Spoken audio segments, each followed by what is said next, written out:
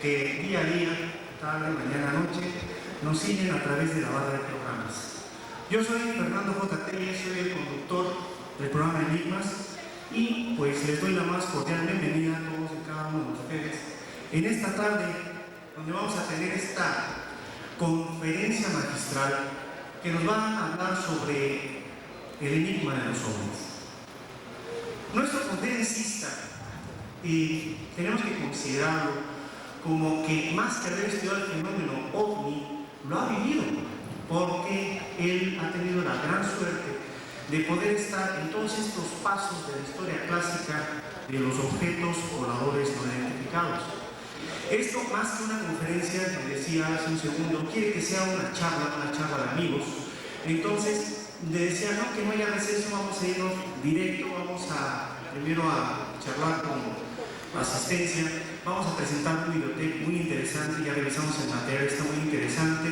Están ustedes en su casa, si quieren ir a tomar agua, se levantan, etcétera, no va a haber receso, para que después de ver el videotape, pues sigamos con esta charla franca con el expositor.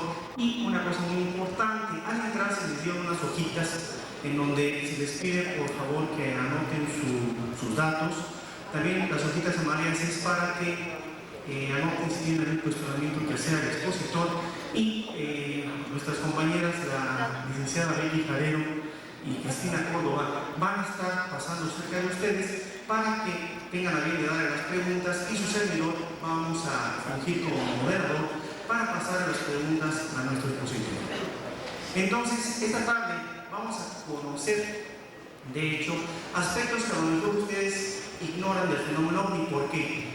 Sabemos que últimamente, pues gracias a la televisión, pues empiezan a hablar de videotapes que se están tomando gracias a la proliferación de estas camaritas, pero hay un algo antes, hay una historia anterior que es muy importante conocer. Entonces, sin mayor preámbulo, pues me ha tocado presentar a una persona que de veras no requiere presentación. Entonces, señoras y señores, con ustedes, el investigador decano del fenómeno ovni en México, el señor licenciado don Pedro Ferriz Santa Cruz.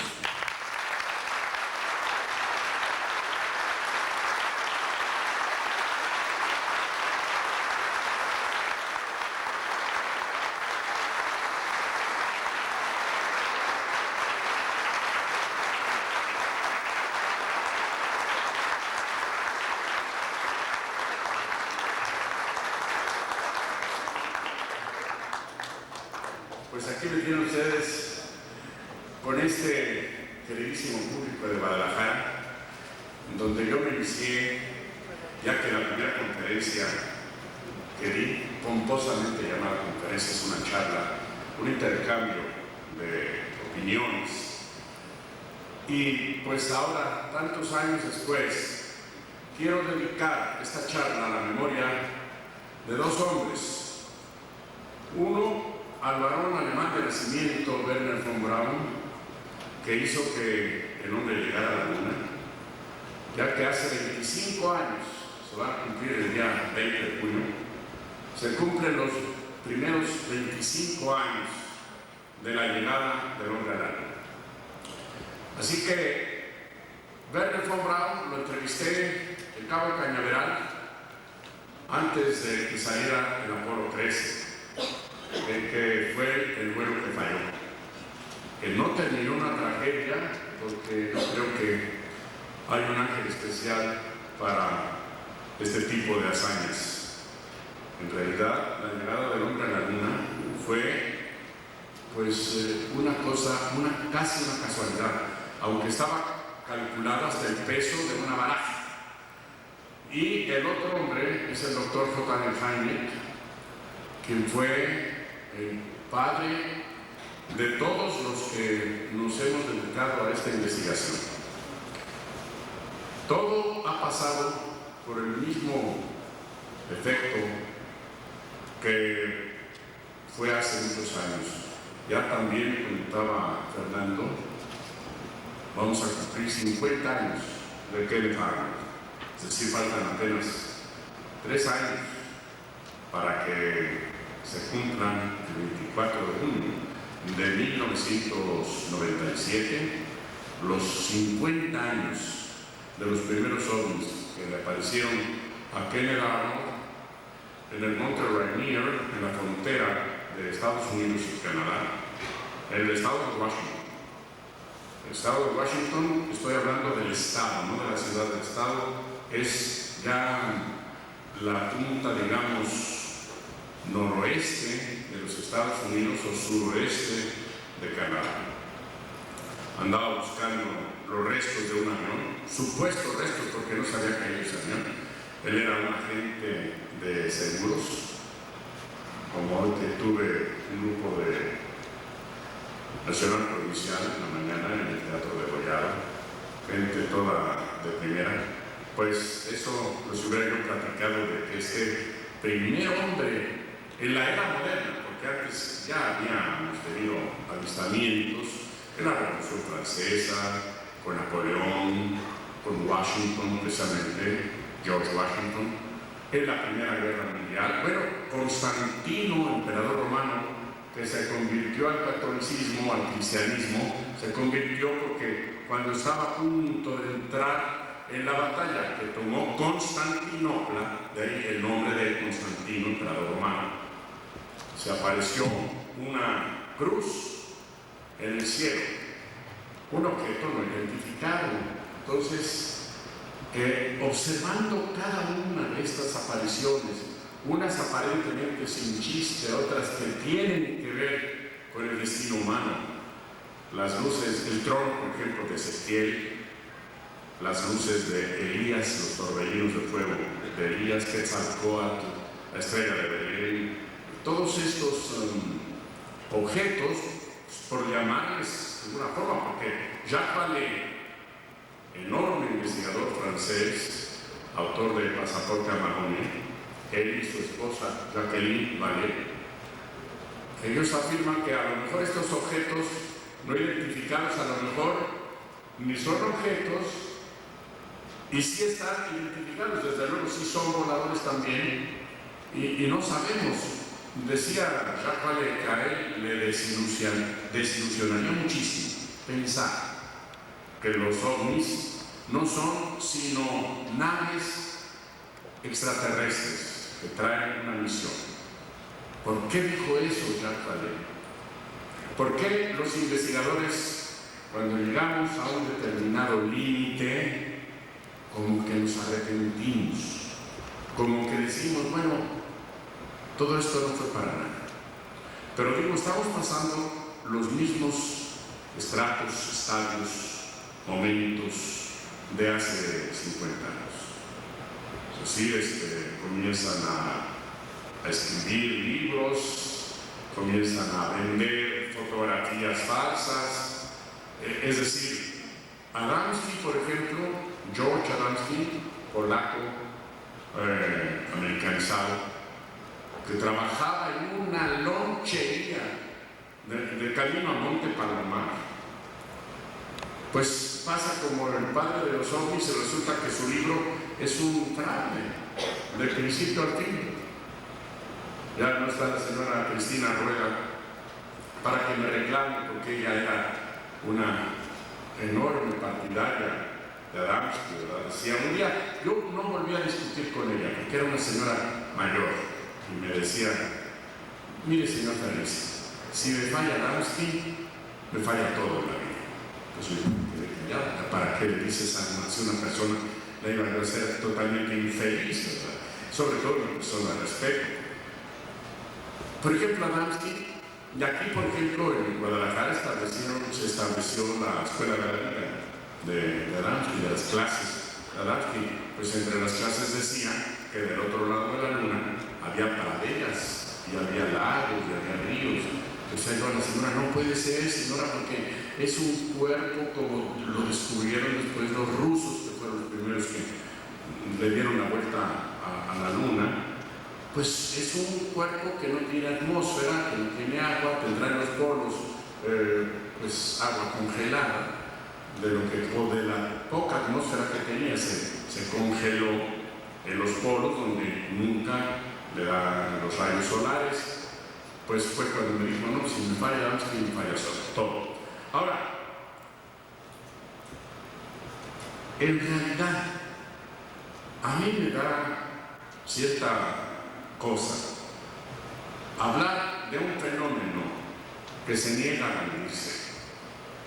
Pues yo podría enumerar todos los casos que ha habido, presentarles a ustedes recortes, fotografías. Hace poco fui a Ocotlán. No sé si alguien de ustedes sepa de lo de Ocotlán, que ha habido algunos ovnis allá. Yo no dudo que haya habido los ovnis, porque hasta el presidente municipal me dijo que había los ovnis. Pero comenzaron a circular de un señor aparentemente muy serio, unas grandes fotografías así, preciosas fotografías. Pues yo me tragué el asunto, porque dije, bueno, pues estas fotos, si todo el mundo aquí en Ocotlán dice que las vieron, pues deben ser auténticas. Pues las llevo yo al laboratorio, se las doy a José Luis Martínez, es otro de los grandes colaboradores míos, junto con Fernando Telles, y resulta que me dice: don Pedro, estas fotografías son falsas. Así me dijeron. Las estudiaron. ¿Sabe qué dice? No se lo dije a nadie. Son falsas. Yo ya sé que son falsas. Bueno, ok. ¿Para qué le voy a hablar al presidente municipal? ¿Para qué le voy a hablar a este señor? Tengo su dirección y todo. Son falsas. Como decíamos de niños, ¿verdad? Me doy una puñalada en mi corazón. Pues nada más. Pero sin embargo, eso no quiere decir que el fenómeno no se haya presentado en Ocotlán. Cantidad de gente se levantaban a las 3, 4 de la mañana a ir a pescar al ovni que andaba merodeando por ahí. Eso no quiere decir que alguien haya dicho: bueno, yo voy a hacer mis ovnis y todo. Las fotografías de Adamski, por ejemplo, falsas totalmente, eran de una máquina para enfriar cerveza y salían unos ovnis enormes. Ahora, ya estudiando cuidadosamente, fíjense hasta dónde tiene uno que ir. Yo pedí de esa fábrica de enfriadores de cerveza, pedí esos modelos, pues muy viejos, eran modelos allá de por 1947. Resulta que en 1947 todavía no salió ese modelo. Así que yo les comunico, así como les comunico lo falso, lo que he descubierto, entonces también les narro lo que no tiene explicación para mí. ¿Cómo es posible si en 1947 Adamski toma las fotografías falsas? Entonces yo descubro que estas fotografías son de un enfriador de cerveza, y resulta que le pido a la compañía los modelos de enfriadores de cerveza, y este modelo sale hasta 1952. Entonces se queda un momento realmente asombrado. Es una especie de burla, como que alguien juega con el fenómeno y trata de desprestigiarse a sí mismo para que nosotros lo creamos y después no lo creemos. Ahora, está bien, el fenómeno ovni, ahí está. El fenómeno ovni tiene 1000 aspectos. El fenómeno ovni no lo podemos meter al laboratorio, no podemos analizar su consistencia, el metal o el material del que está hecho. El fenómeno ovni se niega rotundamente a ser estudiado. No tiene ninguna periodicidad. Algunos han querido ver los acercamientos con el planeta Marte, los acercamientos con Júpiter, con Mercurio, con Venus. No hay. Miren, después vamos a ver el corto y verán ustedes que no hay un ciclo. Es decir, no puede uno decir, pues se aparecen los ovnis, las oleadas de ovnis son cada cuantos años. Bueno, entonces no me queda otra cosa que pensar no en el fenómeno ovni, sino en nosotros, en el fenómeno humano. ¿Por qué, digo yo, por qué necesitamos del fenómeno ovni? Parece como que necesitamos. ¿Qué? ¿Me puedo cambiar el micrófono? ¿Me siento? Bueno, nada más ahí, ya no va a poder tomar.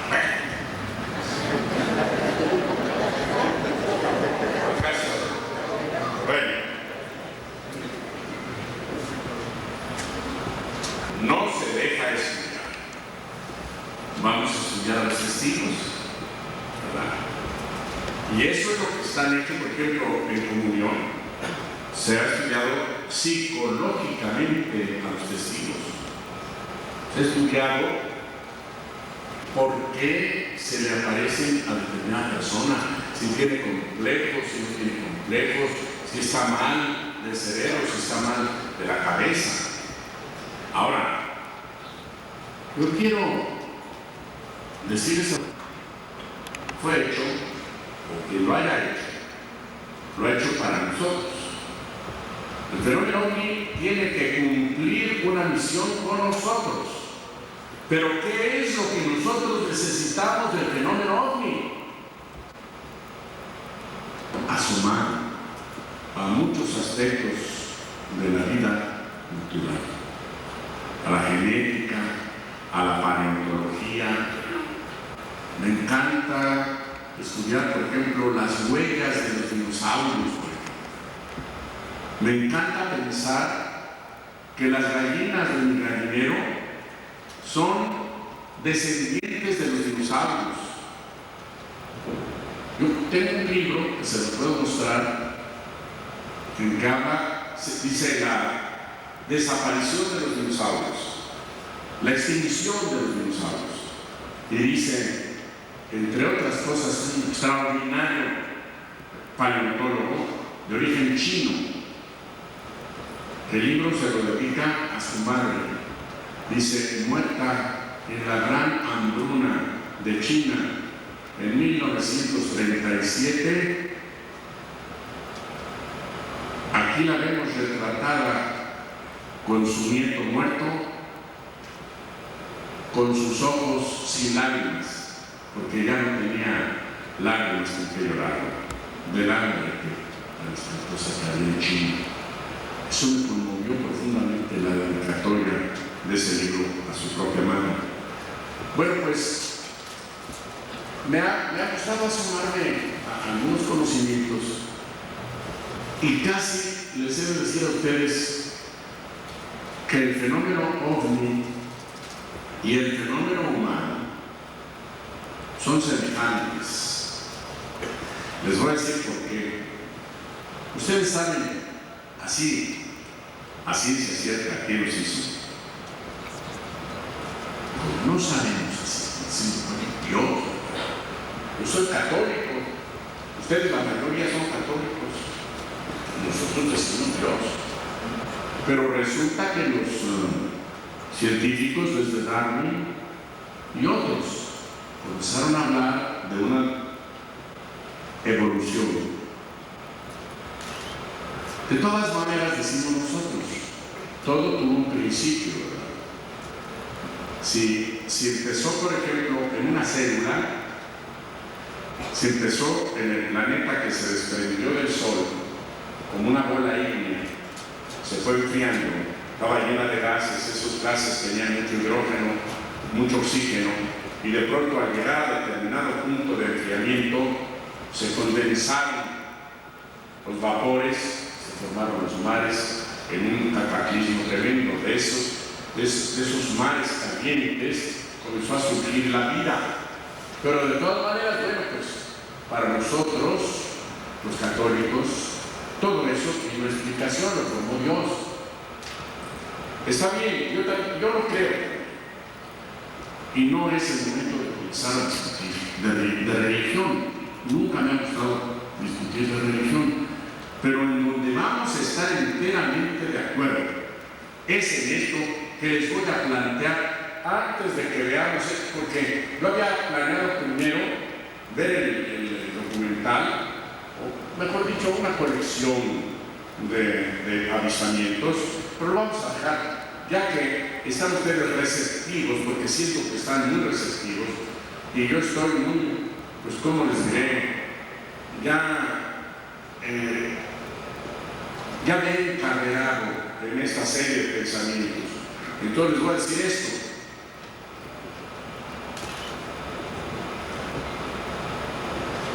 Determinados grandes animales superiores, como los dinosaurios, que de pronto ven interrumpida su evolución.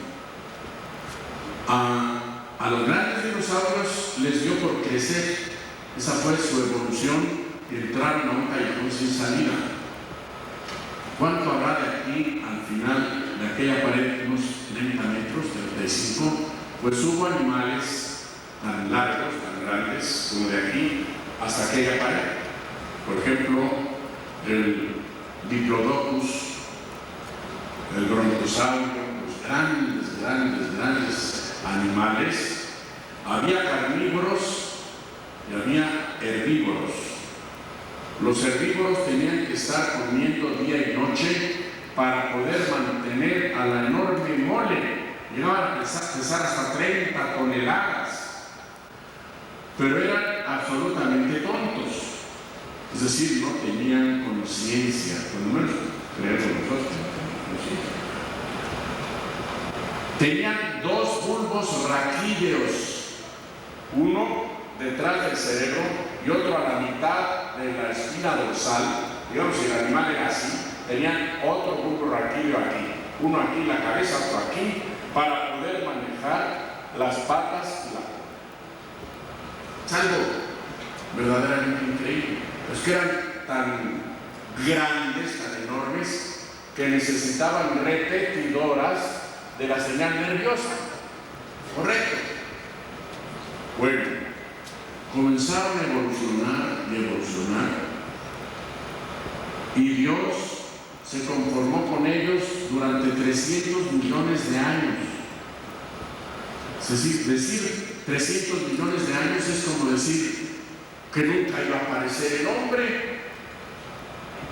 Ahora, el problema científico es por qué desaparecieron los dinosaurios, pero el problema filosófico es por qué aparecieron. Porque de pronto tranquilamente nos dicen los científicos que aparecieron unos pequeños roedores que ya eran mamíferos vivíparos. Ya no ponían huevos, sino que en el interior de la hembra se gestaba, como dentro de un huevo, una placenta, se gestaba el siguiente animal.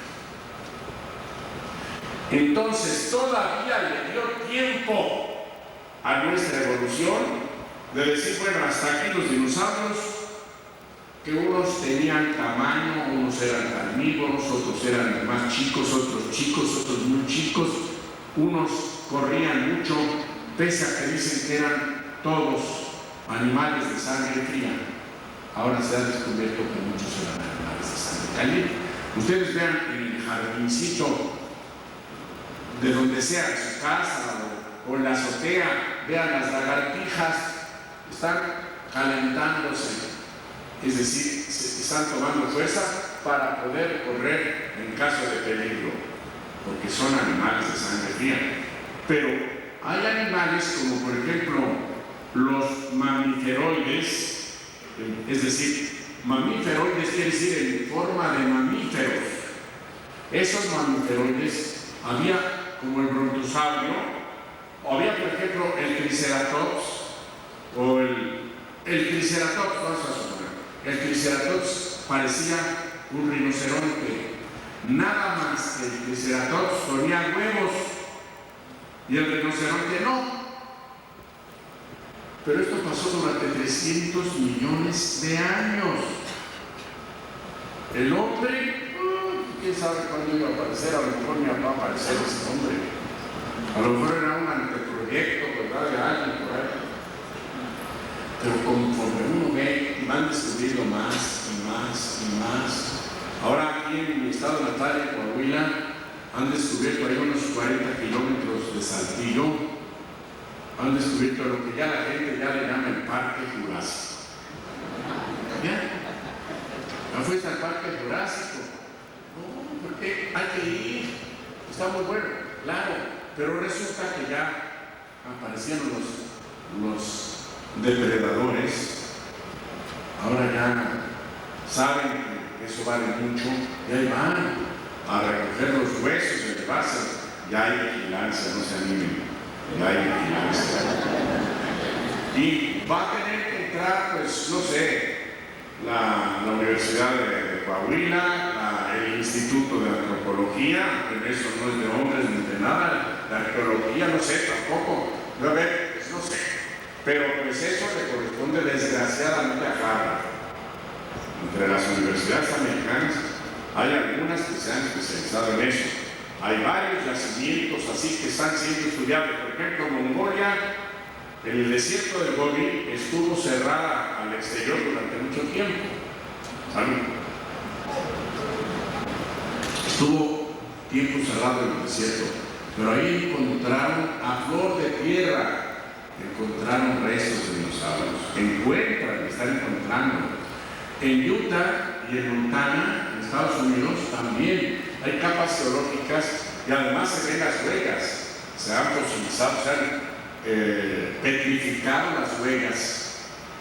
Es algo verdaderamente increíble este estudio. Bueno, pero de pronto aparece. ¿Por qué aparece? ¿De dónde aparece? ¿Quién lo hizo?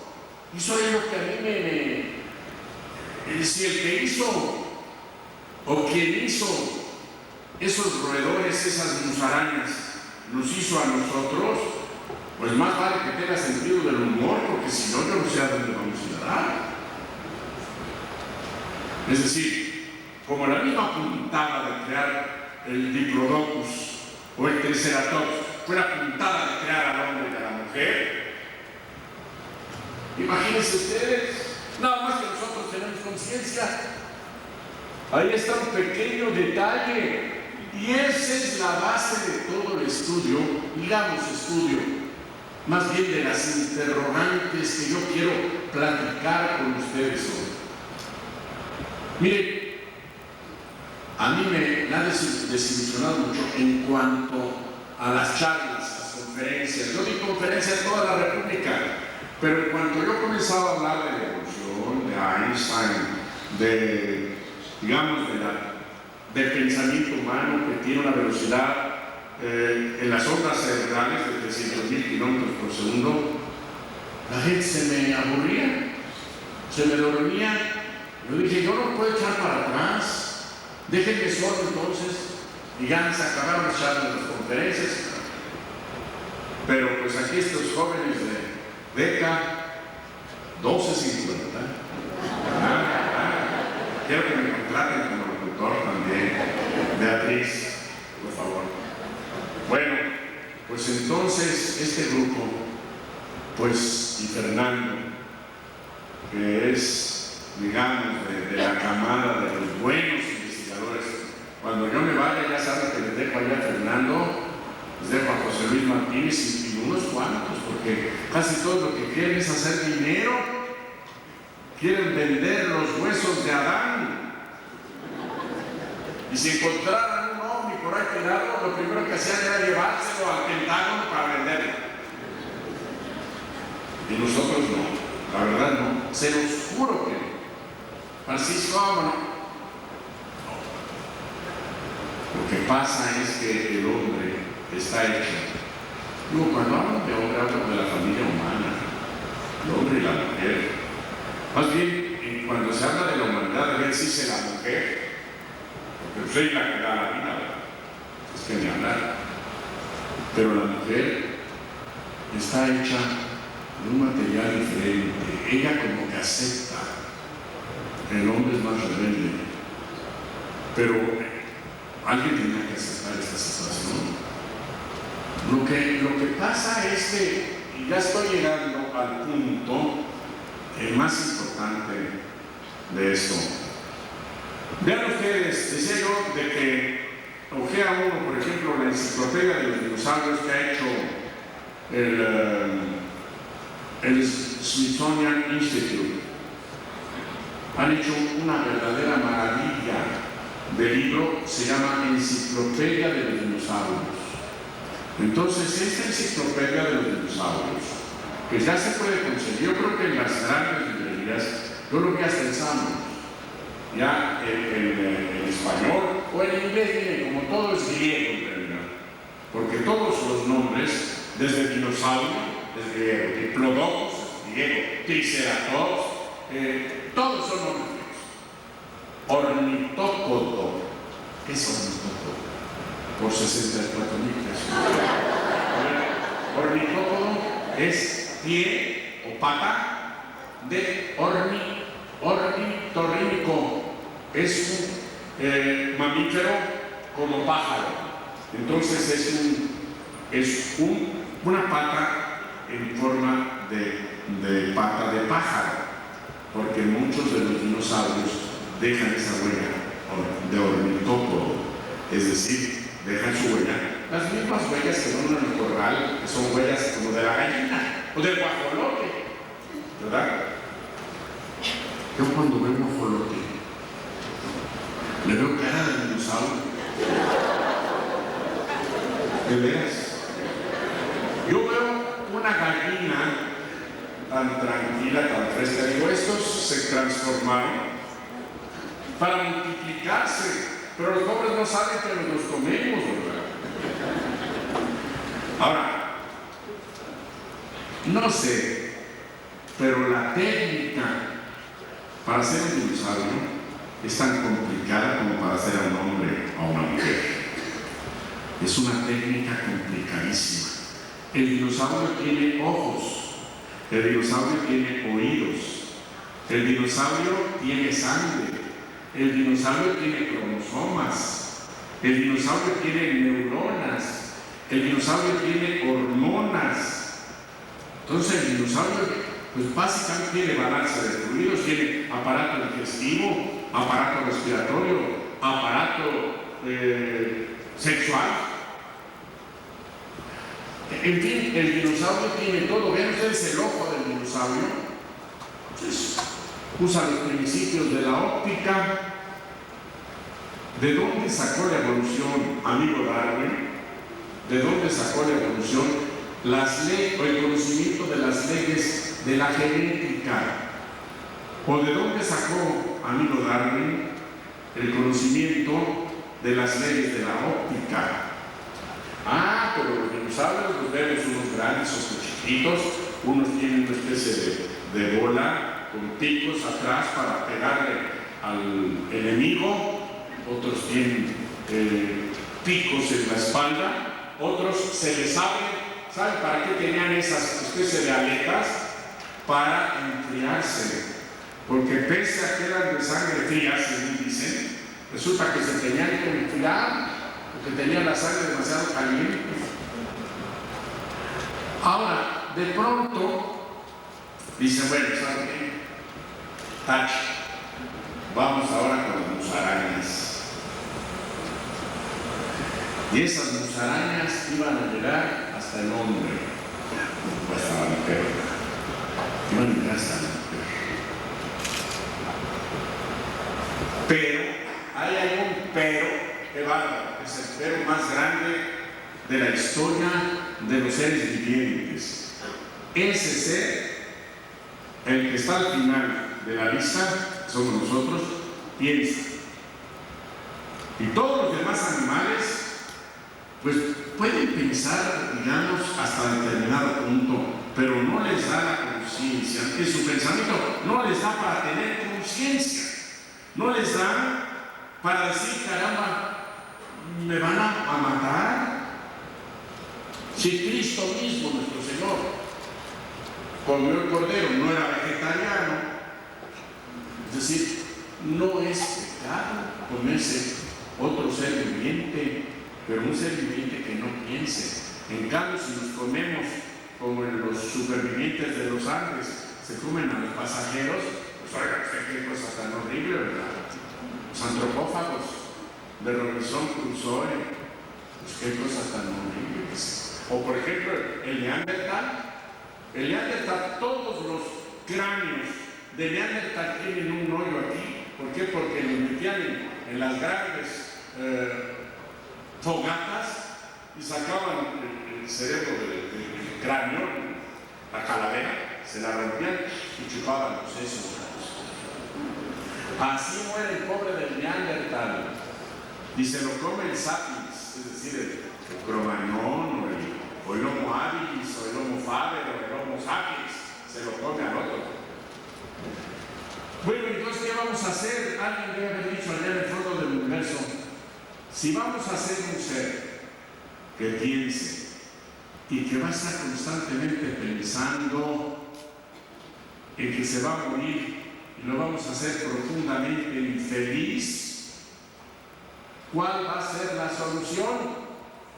Pues la solución, la única que yo veo, es que se le olvide la mayor parte del tiempo. Así que, no sé, pero para mí el pecado original no es que seamos descendientes de un pecado, porque pues no es pecado lo que es natural, ¿verdad? El pecado original es que pensamos. Ahí está todo. Pero entonces resulta que es una casa de locos en donde todos saben que vamos a morir.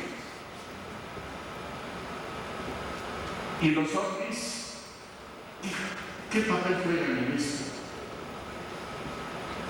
Ahora se ha descubierto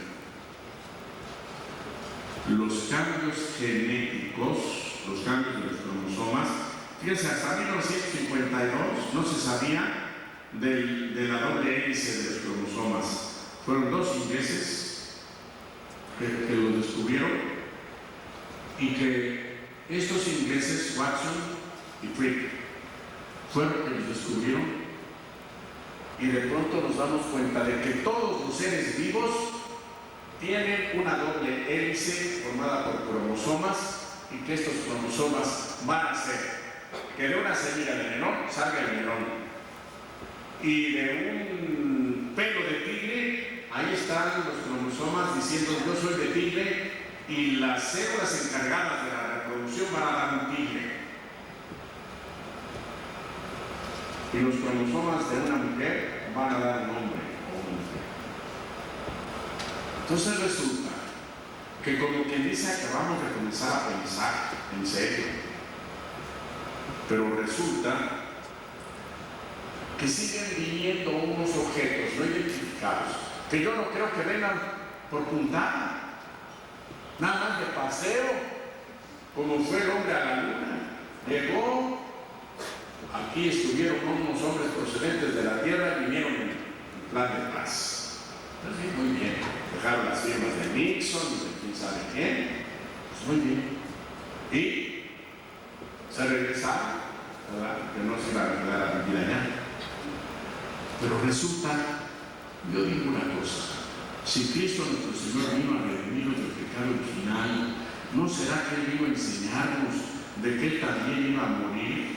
Y Él también pudo pensarnos más que nosotros, porque Él se iba a morir, pero iba a morir insultado, vilipendiado, escupido, y sufrió tanto que en algún momento dijo: Dios, si me puedes evitar, Padre mío, si me puedes evitar este cáliz, quítalo. ¿Por qué? Porque ya estaba metido dentro del plan genético de un hombre. Entonces Él sufría como cualquiera de nosotros y murió como cualquiera de nosotros, pero resucitó. Es decir, si Cristo no resucita, realmente no tendría caso vivir para nosotros. Por eso ese es el gran mensaje de la humanidad. Fuera felicísimo, simplemente. ¿Que cuáles han sido los caminos? No lo sé, se lo juro que no lo sé. Yo quisiera saberlo, pero sí sé lo que les acabo de decir. Ahora, ¿quién nos dice? Fíjense que de pronto, pues uno, es lo que les digo, hay que ligar las cosas. Los psicólogos han descubierto que el aprendizaje cambia el contenido proteínico de los animales. ¿En qué momento el perro es domesticado por el hombre? ¿En qué momento un tipo de felino, el gato, es domesticado por el hombre? El caballo es domesticado por el hombre. ¿En qué momento? La cebra nunca se deja domesticar. En cambio el caballo sí. El burro, ahí están, no se van. ¿Por qué? Porque cierto aprendizaje le hizo un cambio proteínico y lo imprimieron en su doble hélice, en su plan cromosómico. Entonces, ¿qué va a pasar con todos estos seres tan diferentes que veo ahora? Todos pensantes, pero ya no son cromañones, ni son Neandertal, ni son Heidelberg, ni son de Olduvai, de Java, ni el Gigantopus, ni el Australopithecus. No, estos se han perfeccionado notablemente. Somos muy diferentes. Entonces, es muy posible que alguien nos esté cambiando nuestra genética, que nosotros mismos estamos cambiando la genética. Ya se habla de que hay un Homo sapiens sapiens. Ya hay otro tipo de gente. Ustedes vean, por ejemplo, desgraciadamente voy a tener que decir, no soy racista, porque hay negros maravillosos, como Nelson Mandela, por ejemplo, o Martin Luther King. Iba a decir a Mohamed Ali, pero no. Pero sí hay digamos,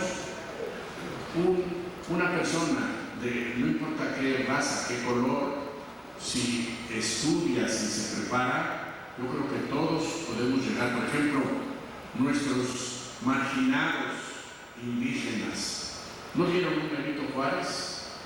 ¿Cuántos médicos, por ejemplo, cardiólogos, cirujanos tenemos extraordinarios de raza indígena? Muchísimos. Yo les tengo una gran confianza. ¿Por qué? Porque son muy buenos, tienen unas ciertas habilidades. Bueno, pero vamos a suponer que otros seres mucho más adelantados que nosotros estén cambiándonos nuestra genética. Porque yo no me explico. Hay una cosa, punto número 1. No hay duda de que existan los ovnis. Punto número 1. Punto número 2. Los ovnis sí existen. Ya no hay duda. Pero punto número 3. ¿A qué viene? Ese es ahora el punto principal y el punto número 1. No, antes en las charlas, yo lo que deseaba fundamentalmente era convencer a la gente, porque yo me estaba jugando mi ridículo. La gente se reía de mí. Yo divido mi vida en 3 partes. Una, yo digo, hay ovnis, la gente se ríe. Yo digo, hay ovnis, la gente se ríe, unos y otros no. Ahora digo, hay ovnis y la gente se ríe del que no cree en los ovnis. Ese es lo que ha pasado, porque conforme avanza el tiempo, cada vez hay más gente y más gente que ha visto los ovnis y se lo ha comunicado a los demás. Entonces esto ha sido una culturización personal entre testigos y no testigos, entre gente que los ha visto y gente que no los ha visto. Ahora, yo pienso, queridos amigos, que la misión de los ovnis debe ser una misión. Yo no hablo de un apocalipsis, yo no hablo de que vienen a prepararnos, aunque Antonio Rivera, que posiblemente haya sido el hombre más serio de la explicación del fenómeno ovni, me dijo, esos ovnis vienen a traer gente. Con esa tranquilidad, yo pienso que esos ovnis vienen a cambiarnos genéticamente. Es muy posible que en estos momentos ya haya surgido un nuevo tipo de gente, un nuevo tipo de mujer, un nuevo tipo de hombre. Es muy posible que ya haya otro hombre, otra mujer. Pero ¿qué va a pasar con los anteriores? No sé, pero es una desgracia pensar de que el fin de la humanidad ya empezó en África. Tiene no sé cuántos años en Etiopía que no llueve. Allá en Somalia tuvieron que ir a darles alimentos y acabaron matándolos, yo creo que para evitar el hambre. Una misión humanitaria de la ONU terminó en una matanza, una mortandad. Esa fue la ayuda que nos llevó la ONU a sus humanistas. Así que, no crean ustedes, es muy responsable este asunto. Debemos de tomar las cosas muy en serio, pero muy en alto. Si de pronto pensáramos que han pasado los años y que dentro de 100 años, de 200 o 300 años, la humanidad tiene otro aspecto, nos daremos cuenta de que el primer experimento fracasó, de que no es posible ya, y nos decía Malthus, nos decía en el principio del crecimiento de la población mundial de las naciones, nos decía, los alimentos crecen en progresión aritmética y la población crece en progresión aritmética. Y no le creíamos, no, que va. Bueno, nada más vayan ustedes allá a la salidita del metro de Nezahualcóyotl. Y hoy a ustedes parece que vomitan gente, salen. Seguro, ¿qué va a pasar con todos estos? Por eso cuando veo que se lanzan con tanto entusiasmo, ahora tenemos hasta 9 candidatos, ¿qué van a hacer los 9 puntos? No van a poder con el problema. Se sacaron, el que gane se va a sacar el tigre en la rifa.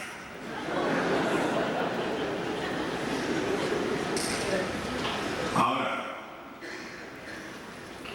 cuando dentro de 500 años digamos, pues esto era lo que iba a pasar. El descarte de la humanidad pasó y quedó un grupo selecto, como lo dice la Biblia misma. De todas las tribus humanas, un grupo selecto serán cambiados. No es necesario que nos lleven a otra parte, simplemente que será el nuevo tronco para que crezca de una forma armónica la humanidad. En eso es en donde están metidos seguramente con un verdadero problema muy lejano a las soluciones que el hombre tiene para sus problemas, muy lejano, este tipo de visitantes que tenemos y que quién sabe hasta cuándo terminarán su labor. Pero yo sé que la van a terminar. Lo que pasa es que no quieren que lo notemos nosotros. La presencia de ustedes es muy agradable para mí. El tenerles preocupados, porque inclusive muchos de ustedes se han preocupado, no creen, así está dispuesto y debemos de tener una cierta humildad. Si los pusieron aquí es por algo, entonces lo único que tenemos que hacer es ser humildes y pues ser evolutivos en cuanto a nuestros principios, en cuanto a nuestro aprendizaje, porque lo más difícil es aprender a ser mujeres y aprender a ser hombres. Esa es la primera parte de la charla. Muchísimas gracias.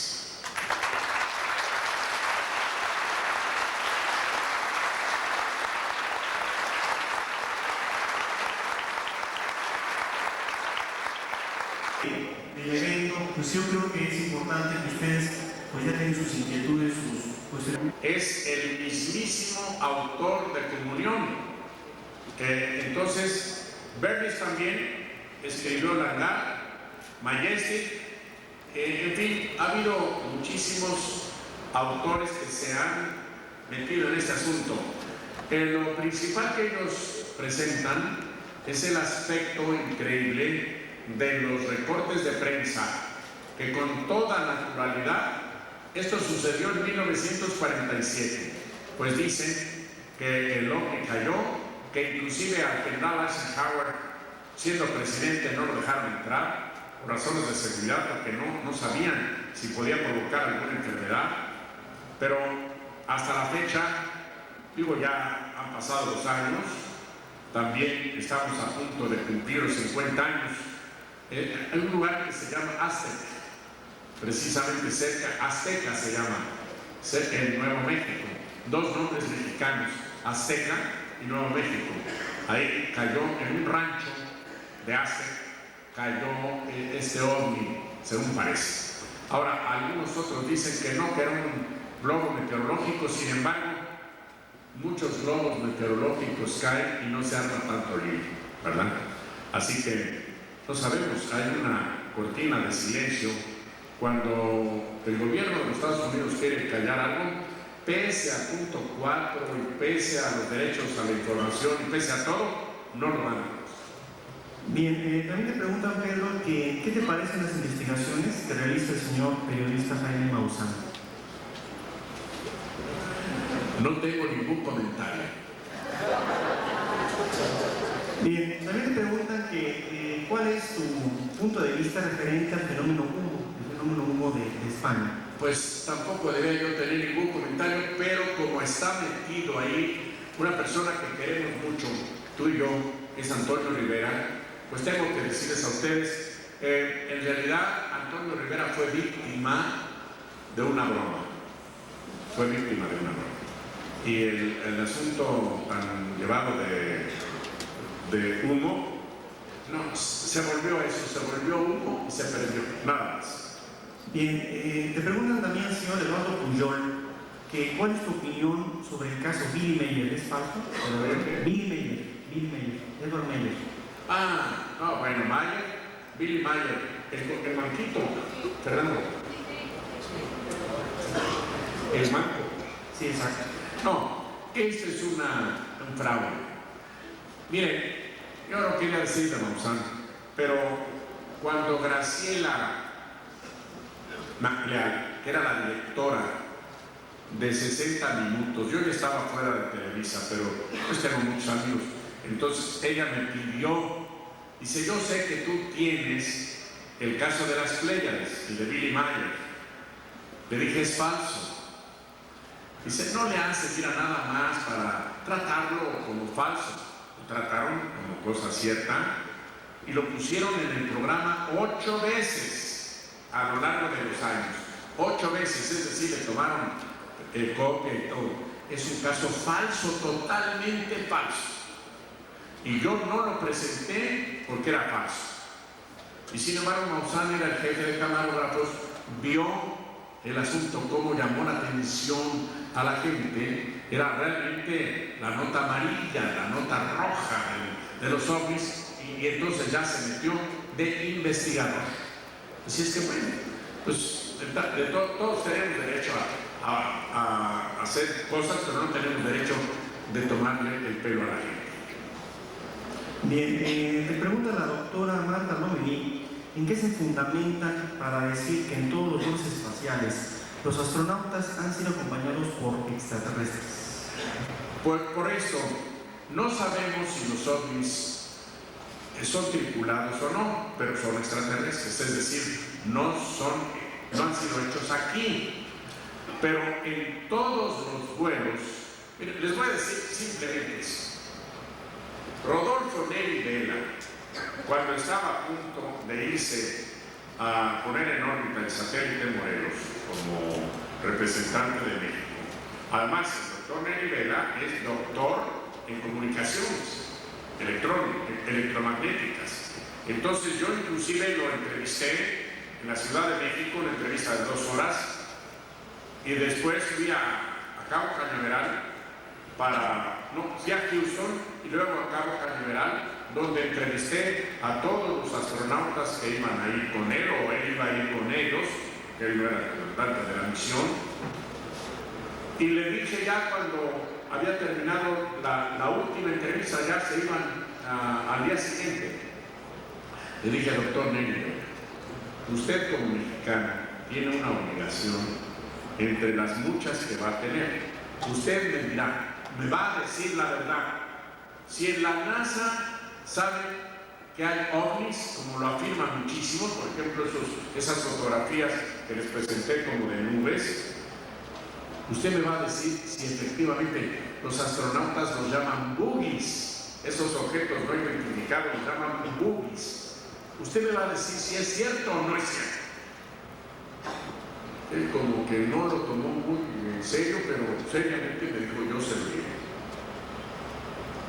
A los 15 días de haber regresado, estaba en pleno apogeo, estaba en pleno triunfo, lo invitaban del Politécnico, de la universidad, lo invitaban aquí de Guadalajara, de las universidades, de Monterrey, del Tecnológico, de todas partes lo invitaban, daba conferencias.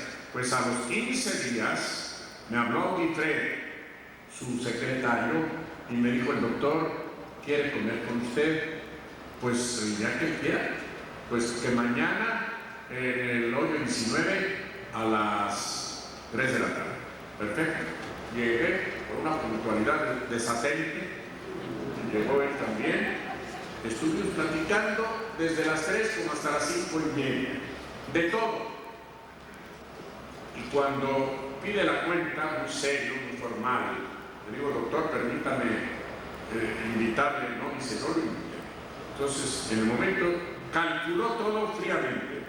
Le dice al mesero, la cuenta, por favor. El otro se fue para allá, me volteé y me ve directamente a los ojos, me dice, don Pedro, sí hay ovnis y lo saben en la NASA.